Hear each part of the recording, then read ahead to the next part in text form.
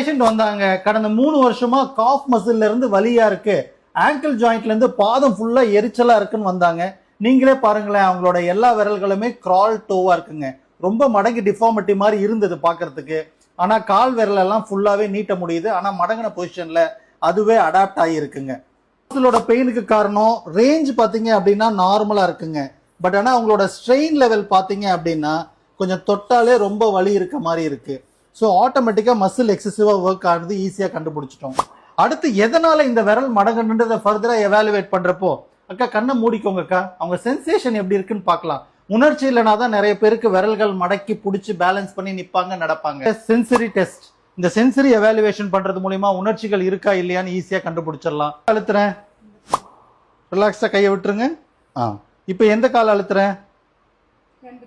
ரெண்டு காலம் அழுத்துறேன். Good, relax. இப்போ நம்ம டச் பண்ணி பார்க்கலாம். ரிலாக்ஸ். இப்போ எந்த கால் தொடுறேன்? சரிங்க. இப்போ எந்த கால் தொடுறேன்?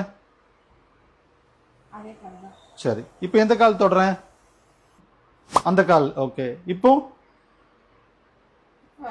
சிம்பிள் டெஸ்ட் தாங்க, தொட்டு பார்த்து நம்மளோட உணர்ச்சி இருக்கான்னு தெரிஞ்சுக்கிறது. நீங்களே வீட்டுல தெரிஞ்சுக்கோங்க. உங்களுக்கு பாதத்துல வலியோ எரிச்சலோ இது மாதிரி விரல் வணங்கி இருந்தது அப்படின்னா, சென்சேஷன் இல்லைன்னா பக்கத்துல இருக்க தெரப்பி சென்டர் போயிட்டு எக்ஸசைஸ் பண்ணுங்க, ஆப்டிமைஸ் பண்ணிக்கலாம். ஏன்னா அக்கா எல்லா டெஸ்டும் எடுத்து பார்த்துட்டாங்க, எந்த டிசீஸுமே கிடையாது, நார்மல். எல்லா டிஸ்கம்ஃபர்ட்டும் நோயா இருக்க வாய்ப்பு கிடையாதுங்க. பாடியோட நேச்சுரல் ப்ராசஸ் இது எல்லாமே. சில டிஸ்ஃபங்க்ஷன்ஸ் வந்து பாத்தீங்க அப்படின்னா டிசீஸ் கிடையாது. அப்ராப்ரியேட்டா டயக்னோஸ் பண்ணிக்கோங்க, ஹெல்தியா மேனேஜ் பண்ணி வாழுங்க, பெயின் ஃப்ரீயா இருங்க, ஸ்டெபிலிட்டியோட இருங்க. Just for the information, doctor Ram physio.